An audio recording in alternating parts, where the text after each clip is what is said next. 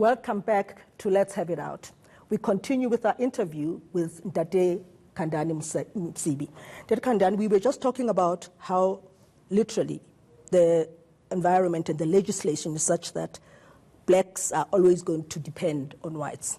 Now, from your viewpoint, should we not perhaps be looking at promoting entrepreneurship? Or because I'm just thinking, how is this ever going to work if we literally are saying we're sitting in a corner waiting for white people to give us their business, and we have no means by which we can take it? I think the most important thing for us not to forget is the fact that we are where we are because of a discriminative laws, right? And white business is where it is in relation to black business because it had an advantage, right? And the state needs to have create an enabling environment for black business. Currently, you have a situation where the economy is concentrated, right?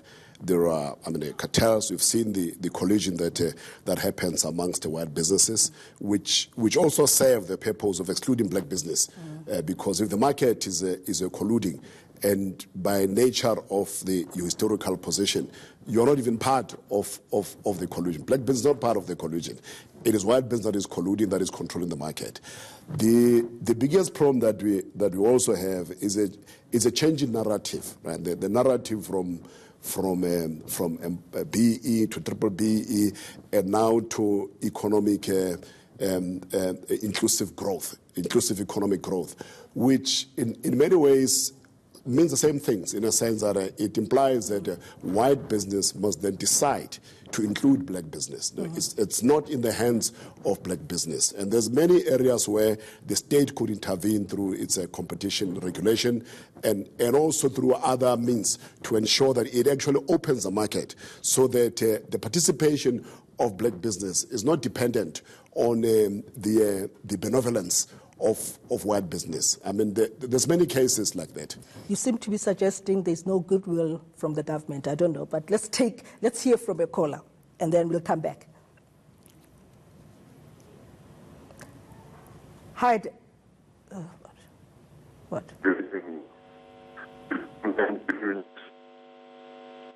We have Danny from Northwest on the line. Yes.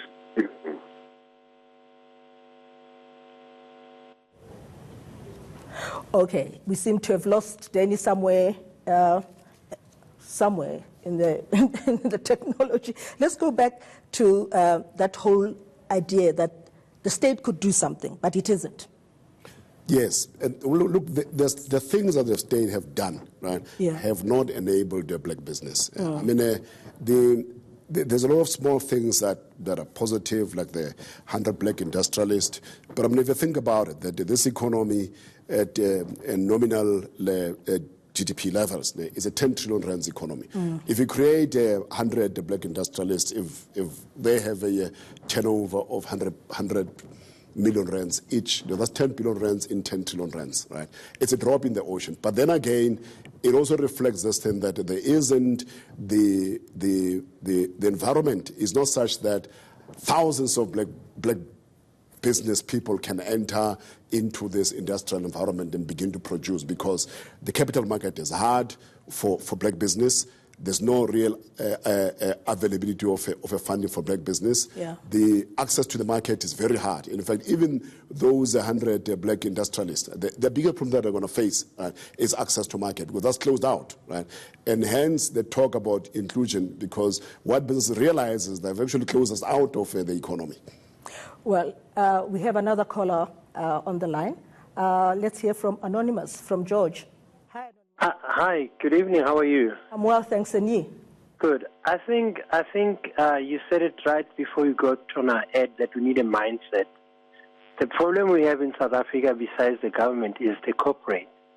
In terms of black executives sitting there, knowing very well how it's hard for them to get there, and now small businesses are suffering. So, I have a small business in George.